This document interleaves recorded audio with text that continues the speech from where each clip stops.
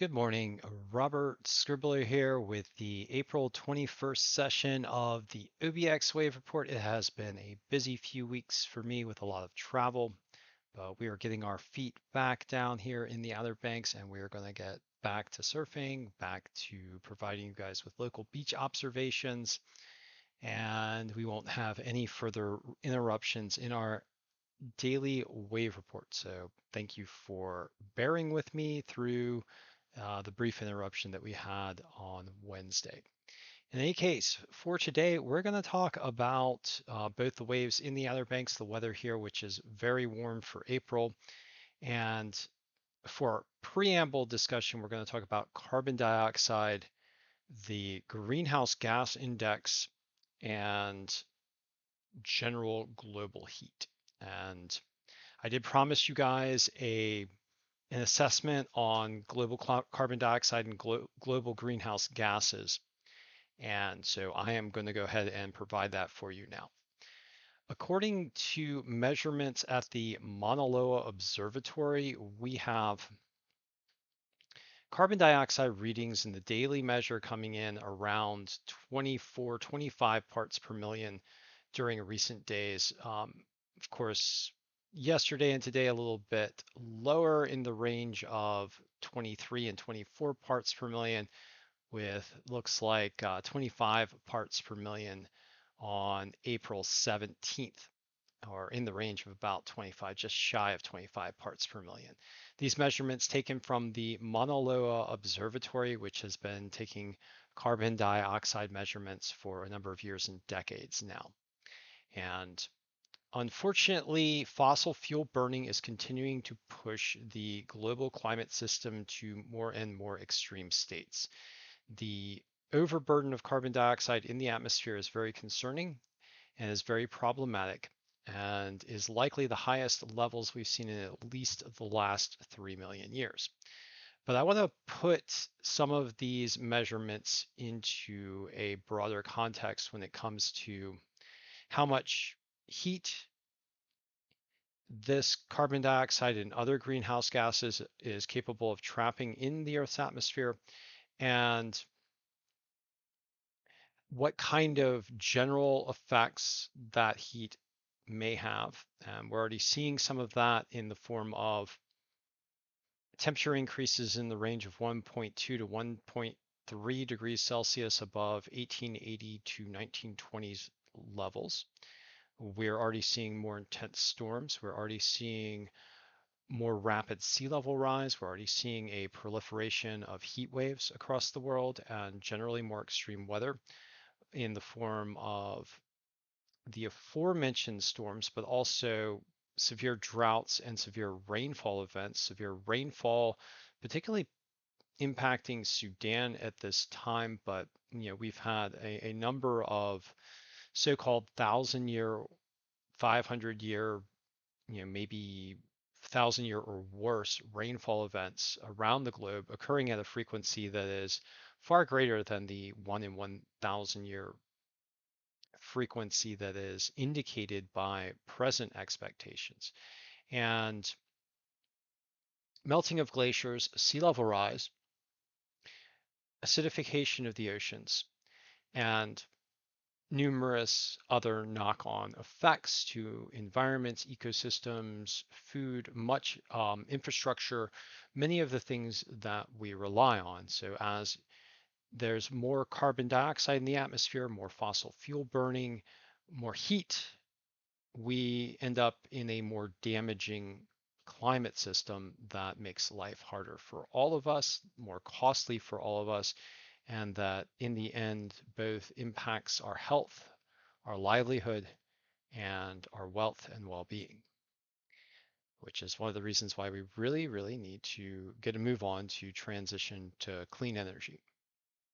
I just want to note a recent statement by Dr. Michael Mann over on Twitter, showing that polling by Yale and GMU shows no rise in climate dismissives in the general population. So those who are dismissive of climate change or doubtful. Most people are alarmed or concerned about climate change. The rest are either cautious, disengaged, doubtful, or dismissive. And the vast majority are either cautious, concerned, or alarmed. Um, Nonetheless, we do see a lot of disinformation on social media, and in large part, this is due to the irresponsible leadership of those who own social media, who do not work to ensure that the public is not misinformed on critical issues like climate change. And recently, Elon Musk buying Twitter has opened the door to all sorts of climate disinformation. I spent about 10 minutes reporting and blocking climate misinformers today on Twitter, just doing research for this article. So just a huge waste of my time. But for those who don't have solid foundation of knowledge on the issue of climate change, this is extraordinarily harmful. And and basically this is what the thread is about climate disinformation on Twitter. Um, and I did want to highlight that. All right, so carbon dioxide is the primary driver of climate change, but we also have other greenhouse gases, namely methane and other trace gases produced by industry. So these additional greenhouse gases create what NOAA calls the global warming index and the CO2 equivalent in the atmosphere. And I'm going to focus on the CO2 equivalent in the atmosphere, which is one of the numbers that is easier for me to contextualize and quantify. But the greenhouse gas index is also a very important measure because it measures how much additional warming influence we've had since just a chosen benchmark year of 1990. And apparently, since 1990, the amount of heat trapping influence from greenhouse gas has increased by 49% just since 1990. I'm going to focus on the CO2 equivalent though, because this is the number that helps me to put into context where we are based on past climates. And of course, the study of paleoclimate is not a perfect study.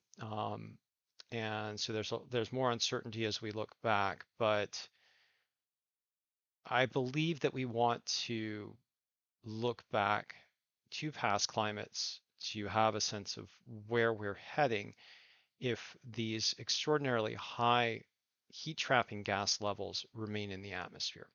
And so looking at the carbon dioxide equivalent gives us a measure of that. And right now, according to NOAA, according to NOAA in 2021, the carbon dioxide equivalent was in the range of 508 parts per million. And given the continued accumulation of greenhouse gases in the atmosphere, we've got likely for 2023 a carbon dioxide equivalent of around 512, 513, maybe 514 parts per million. So we're even further on than what this measure would indicate because this measure is it lags about 2 years.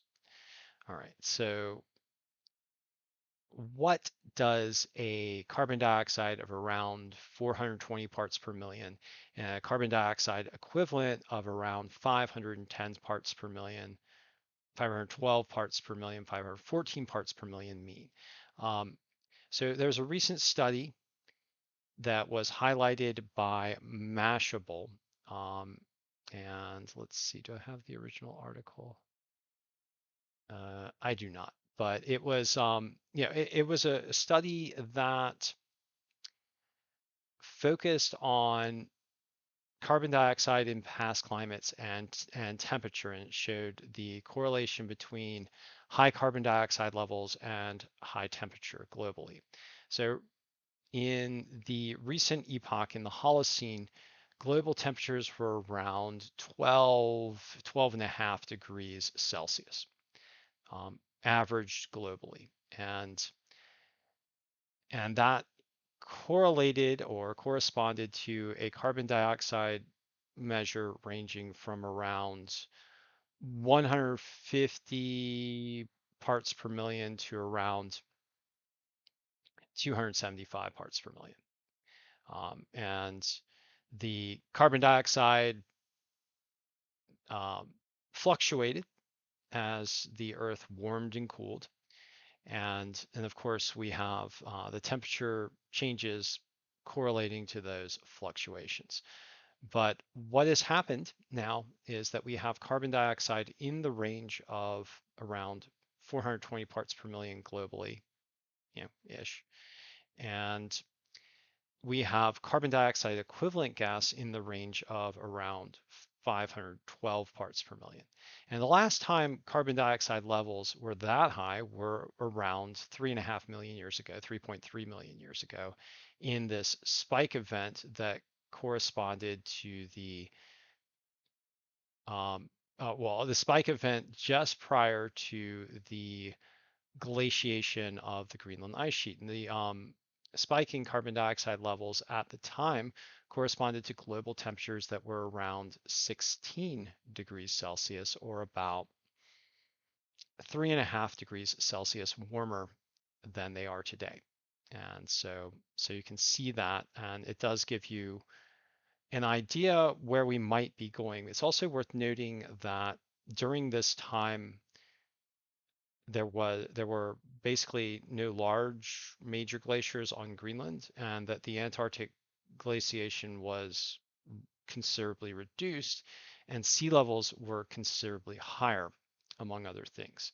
And so, that climate state in the 3.5 million year ago time frame, 3.3 to 3.5, was both a lot warmer than what human beings are used to, and also sea levels were much higher. It's worth noting that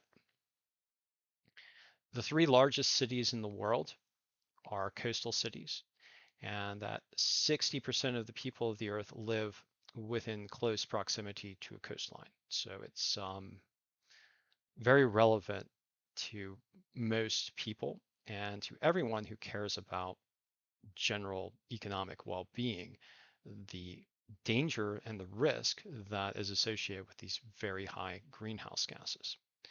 So generally, that's where we are. Of course, these are broad brush measures, and of course, and also as we look back in time at proxy measures for CO2, there is a degree of uncertainty, which is represented by these dots on the graph, these error bars. And similarly to temperature, there are, in the gray here, there are error bars as well. But we do have a pretty good understanding of it. Just because there are error bars doesn't mean that we don't have an understanding. It just means that the understanding that we have fits into a range. So we can look back and see that these high levels, very high levels of greenhouse gases in the Earth's atmosphere are represent kind of brutal change if they stick around. And that's what the past climates are telling us. All right, so let's get down to the present. So right now, according to USA Today, we have deadly record-smashing heat waves across Asia over the past week. And this includes India, China, Thailand, extraordinary heat in Southeast Asia. And in particular, India has had multiple deaths due to heat casualties and much in the way of disruption from extreme heat. But unfortunately, these heat waves at the 1.2 to 1.3 degrees Celsius range are nowhere near what they would be if the extreme overburden in greenhouse gases continues to remain in place and continues to grow, which is what's happening now with continued fossil fuel burning, which is why we really need to transition to clean energy. One of the major reasons why we need to transition to clean energy. All right, and last of all, regarding the Asian heat, Scott Duncan over at WX noted on, let's see, what day was this? April 15th, April 14th, that Thailand measured a over 45 degrees Celsius for the first time on record.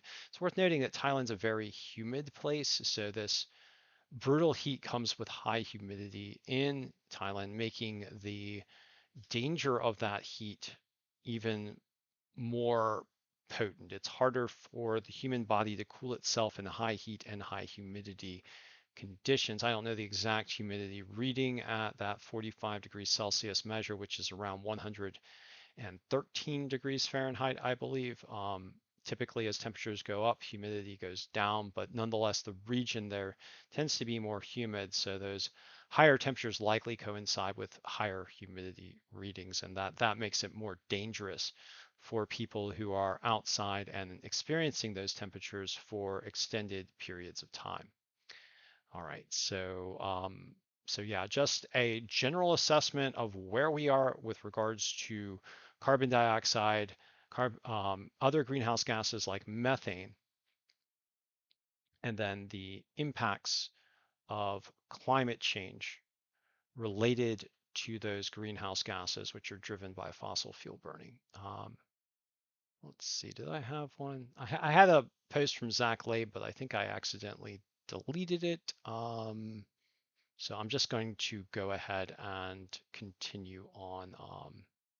I did want to show you this one graph that shows the tight correlation in more recent epochs between carbon dioxide and temperature. And here we go. So the blue line is carbon dioxide, the light blue line is temperature, and you can see where that tracks. And if honestly, if you want to do an experiment, you take a flask of pure carbon dioxide and a flask of air and lay them out in the sun, the flask of pure carbon dioxide will trap more heat than the flask of pure air, which is a lower concentration of carbon dioxide. Okay, so let's get into the OBX wave report for today. We're going to get into some of our weather and wave and longer term forecast, extreme weather, and climate observations. Right now across the Outer Banks, it's very sunny, it's beautiful. We got these cerulean Carolina blue skies. Temperatures are getting into the upper 70s and lower 80s. We've got small waves, in some cases Lake Atlantic type conditions with waves in the range of 0 to 1 feet at some beaches, and larger beaches in the range of about 2 feet. So 0 to 2 foot waves across the Outer Banks, very small conditions. Overall, this is going to change a little bit as we get some more storminess injected into the Outer Banks environment. We've got some of these storms off to our west, with a frontal system tapping into that Gulf heat and moisture, and cooler, unstable air sweeping down from the north and west. And we've got some severe weather potential for the area just west of the Appalachians, running up to the Appalachians today, and then some severe weather temperature potential for the Outer Banks tomorrow. Offshore, we've got this squally swirl, which is a little interesting. And in the Gulf, we've got some remnants of stalled frontal boundaries and the current influence of the front moving through. Looking at the National Weather Service radar, we can clearly see the line of storms stretching down from the Great Lakes region all the way to the Gulf of Mexico. Doesn't look like too much in the way of severe weather alerts as yet, but that's likely to change as we get later on into the day. And we've got some colder conditions in the northern tier, and some fire weather statements for New Mexico and Colorado, although the fire weather statements are thankfully not as widespread as they have been recently. For the Outer Banks, we got some small craft advisories up in advance of the approaching front, which is expected to kick up winds across the Outer Banks. Looking at the enhanced cloud tops, let's go ahead and refresh this, make sure this is.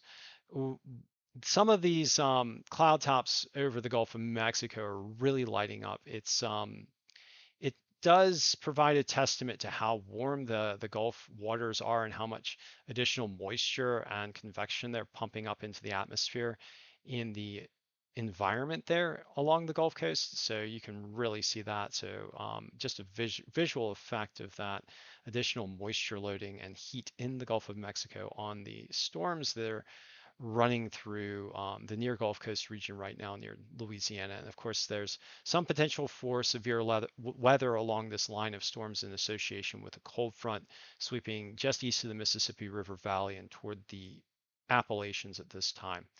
Tropics are starting to fire up with thunderstorm activity, and we can see some moisture flow coming in from the tropics toward the Gulf of Mexico, and then, of course, the squally weather off the U.S. East Coast. Pacific Northwest getting a bleed of storms coming in, but rather dry across the Southwest. All right, so let's get into, I did want to, well, here is the ocean temperature monitor. I just want to show you guys this as well as we get closer and closer to an El Nino type state. It's worth noting right now that according to NOAA, we're under a El Nino watch with a 60% chance of El Nino developing, 60, I think it was 62% chance of El Nino developing in the May, June, July timeframe, and then higher probabilities of El Nino developing as we get more and more into summer. So El Nino likely, and we can see the signature of a starting El Nino here off the Pacific coast. And then in the Gulf of Mexico, you can see those warmer than normal water temperatures. And then across the North Atlantic, just much warmer than normal ocean water temperatures. And this provides fuel for storms of all kinds. Though we have El Nino, which is going to tend to enhance the wind shear across the Atlantic, which will tend to tamp down hurricane and cyclone activity as we get into tropical weather season. Those warmer than normal waters will tend to push back against that. And according to most of the hurricane monitors, we're in for a so-called average year. In the past, this would be a lower than average year, likely. But those ocean water temperatures, with coinciding with the heat trapping gases and the fossil fuel burning, are adding the potential for hurricane and tropical cyclone development. Okay, so let's get down into the local observations. As I said before, it's Lake Atlantic in some places and pretty small in others. We might head out to the beaches to get a little small wave riding today. We'll see. In any case, at Jeanette's Pier, waves are in the range of 1 foot with a primary swell coming in at 10 seconds, secondary swell at um, 6 seconds. Primary swell coming in at 0.6 feet out of the east-southeast, secondary swell at 1.1 feet out of the southeast. Winds out of the southwest at 10 miles per hour. That is an offshore flow. Air temperatures right now 78 degrees Fahrenheit, very warm. Ocean water temperatures 58 degrees Fahrenheit, still pretty cool, but likely to warm up as we continue to experience these warm conditions day after day after day. Temperatures in the 80s and 70s for most days. It appears maybe 60s at the coolest. Weather conditions right now are sunny and expected highs today at Jeanette's Pier in the lower 80s. Now heading on south past Oregon Inlet and Pea Island National Wildlife Refuge, we're going to get our second observation from Rodanth at 1 foot waves. So 1 foot waves at Rodanth Pier right now with a primary swell coming in at 8 seconds as a 1.1 foot swell. Secondary swell coming in at 10 seconds, 0.6 foot swell. Both of these swells out of the east-southeast. Winds right now, southwest at 11 miles per hour. That is an offshore flow. Air temperatures right now at Rodanth already hitting the 80-degree mark. Ocean water temperatures rather warm or warming up at 64 degrees Fahrenheit. You're still probably going to need your cold water gear, but it's getting warmer. I was out there at Jeanette's Pier without a hood the other day, and it didn't really feel that cold. I might still wear a hood at 58. I forgot my hood, but if it gets up into the 60s, I'll probably take my hood off. I did get a new wetsuit today, and I'm going to do a postpartum, I don't know, a post-mortem, a post. I don't know. I'm going to still keep my XL wetsuit, but I'm going to do a discussion on the heroics of this XL wetsuit at some point. I keep talking about it, so maybe I'll do it today. But in any case, still cold enough to wear your wetsuit out there at Rodanth. So please take precautions to prevent hypothermia. Weather conditions right now, sunny, highs expected to be in the lower 80s. All right, heading south to get a little spot observation at Avon. We find that the waves are in the range of 1 foot. And then at Buxton, waves in the range of 1 to 2 feet. You can get down to Buxton and find a 2 foot wave.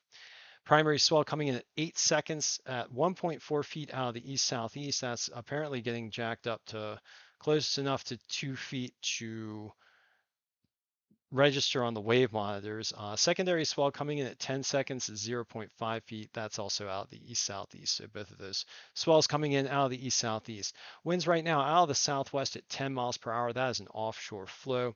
Air temperatures right now cooler at Buxton, 73 degrees with some of that ocean influence.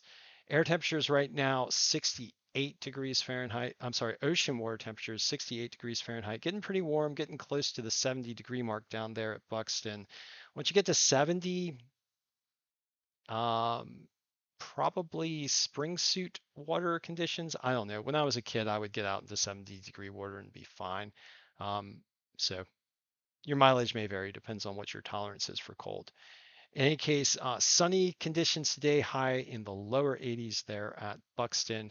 And for our last spot observation, we're going to go to Billy Mitchell Airport, where the waves right now are 2 feet, making Billy Mitchell our big wave spot for the Outer Banks. Okay, looking at global temperature anomalies, this gives us an idea where temperatures are warmer than normal and where temperatures are cooler than normal.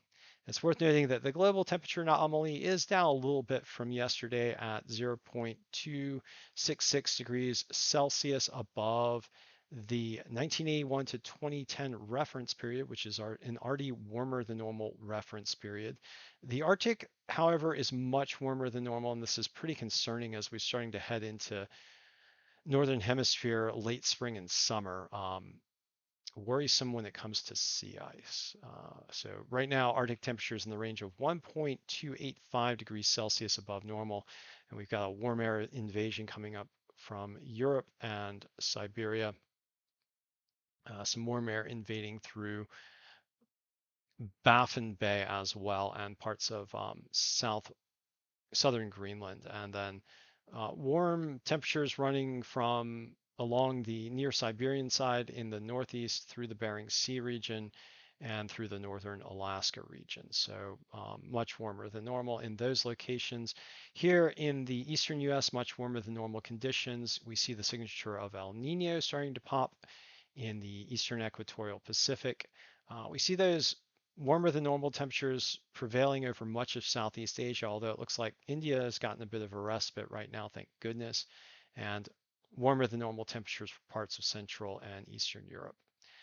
As we look to the tropics, we see that the tropics are also warmer than normal in the range of 0.31 degrees Celsius above normal, and that trend is expected to continue as we get more and more toward an El Nino type state in the equatorial Pacific. And the Antarctic, the only major region in this monitor showing cooler than normal conditions, although we still have lots in the way of warm air pockets across much of Antarctica. All right, so that's a general climate assessment, giving a notion for giving us an idea where temperatures are warmer than normal and where temperatures are cooler than normal. Okay, so looking at some of the temperature and precipitation outlooks for the lower 48, temperatures are expected to be below normal for a large swath of the central and eastern US, likely even below normal here in the Outer Banks in the 6 to 10 day time frame. We'll have to see, but what this speaks to me more so is storminess. Worth noting that temperatures are expected to be above normal for the US West and parts of South Florida. And I mentioned storminess, and we can see this in the 6 to 10 day precipitation outlook. And it looks like US Southeast is expected to swing harder towards storminess in the 6 to 10 day. We're going to have to pay attention to the weather to see how that manifests. But right now, we just have a general sense that precipitation will be higher and temperatures will be lower, as it looks like a trough environment begins to form for the central US and US East. Worth noting that the 6 to 10 day outlook points toward below normal precipitation for parts of the west as well, focusing in on the northwest. Looking at this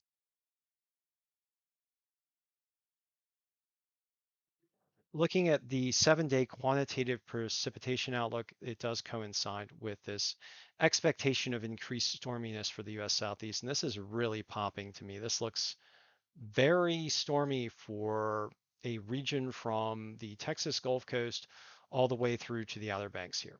And so looks kind of gnarly. Well, we'll have to see how things progress. But right now, Southeast is under the gun for being the hot spot for severe weather over the next 10 days, according to the monitors. Looking at the Southwest, looks like precipitation will be below normal, and for the Northwest, um, considerably less storminess. So we're focusing in on the Gulf Coast and the U.S. Southeast for the potential for storminess. We're going to have to keep an eye on things here. That looks pretty gnarly. Okay, so looking at the convective outlooks for the next 3 days.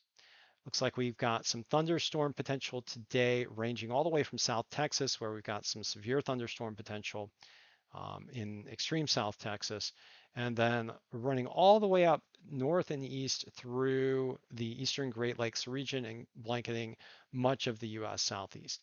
This thunderstorm potential is only expected to be potentially severe in far South Texas and possibly in pockets near the southern Mississippi River region and through parts of Ohio and the northeast Kentucky and parts of the Great Lakes region. As we get into the day tomorrow, the mid-Atlantic and southeast is under the gun for potential severe weather. That includes us here in the Outer Banks. We're going to have to keep a weather eye for thunderstorms tomorrow. Things might get a little gnarly, so we'll just keep an eye out. And then for Sunday, not much in the way of severe weather expected for the U.S. East Coast and some potential for thunderstorms over Texas and extreme southeast Florida and parts of the U.S. Northwest, but nothing major in the prediction. But as we get into next week, things might get a little gnarly. So let's get down to our forecast model, the global forecast system model right now showing a front sweeping through the just east of the Mississippi River Valley, getting into the Gulf of Mexico, running through the Ohio Valley and parts of the Great Lakes. And this front is expected to move toward the east. And as it leaps over the Appalachians tomorrow, we're expecting a potential for severe weather for this mid-Atlantic region and parts of the southeast. You can see those heavy rain cells forming and what looks like possible thunderstorm activity, particularly as the front sweeps across the Sound and picks up some of that energy from the Gulf of Mexico. So that could be a little interesting as far as thunderstorms tomorrow.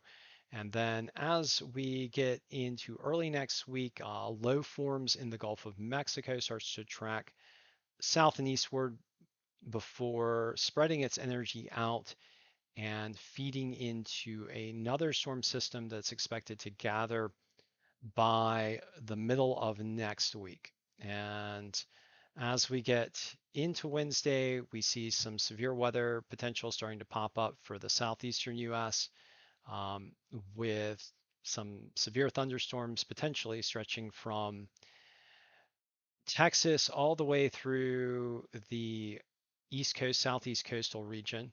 And then as we get into Thursday, those storms focus more in on the mid-Atlantic and the Outer Banks with a coastal low forming and the potential for severe weather over North Carolina and Virginia, particularly into Thursday. And then late Thursday, this thing kind of flares up. It looks rather nor'easter-like. So we'll have to keep an eye into late next week for a potential nor'easter. That's looking very nor'easterish to me. So by late Thursday, we might see a powerful ocean storm developing off the US East Coast. And heading offshore by Friday, And then another coastal low forming off of Florida as we get into Saturday in the model before heading offshore. And it looks like much of the energy here is beginning to focus on the southeast. So we'll just have to keep a weather eye toward events as they emerge. All right, getting down to the wave monitors. Right now, waves are small in the near offshore environment in the range of about 2 feet, but the orientation from east to west is relatively favorable for some beaches, although with such small waves, we're not really seeing much. You've heard the report from the wave monitors. I've been looking at some of the videos from the coastal environment and over at Jeanette's Pier, and it's just rather small. Getting into the day tomorrow, we do start to get stronger southerly winds ahead of the front, and those kick up the waves a bit, and we see larger waves starting to form from midday to late day onward. And then as the front sweeps through, we get more in the way of wind on Sunday with swells angling in from the southeast, likely Sunday, much better day as far as waves go. And then into Monday, uh, swell orienting more toward coming from out of the east and northeast and heading toward shore. And these waves also look considerably better as we head into Monday and then into Tuesday. Once again, just generally better waves. With a stormier ocean environment, we're going to get better waves. It's likely to be a bit cooler, but not too cold. I'm actually pretty excited for next week. So hopefully I'll get a good um, number of surf sessions in next week and better waves in the range of 1 to 2, 2 to 3, maybe 2 to 4 feet during some periods. And then with the potential for a nor'easter developing late in the week, we might even get some larger waves. And that's the end of the wave forecast. So thank you for joining me for this session of the OBX wave report. As I always do, I'd like to ask you guys to please help speed the transition to clean energy. If you want to help tamp down the impacts of worsening storms, rising sea levels, threats to our beautiful coastal environments.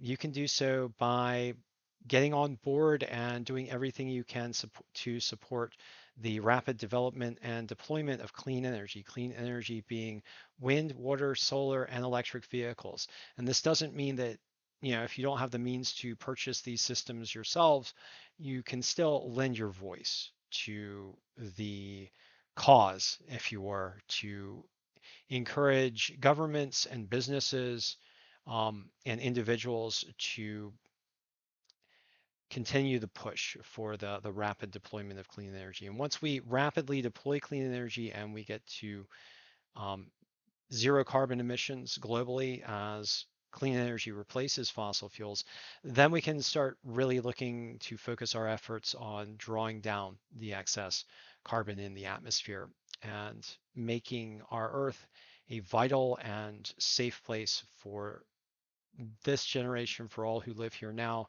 and then for those who follow. And it's a good thing. It will help our economy. It will help our health. It will help our livelihood. And it will protect so many things that we hold dear. So let's just do it.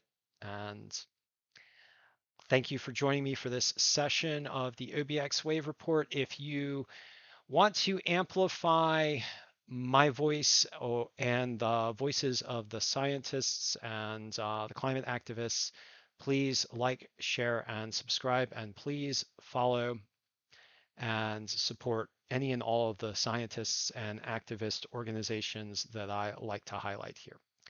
So thank you for joining me once again, and I will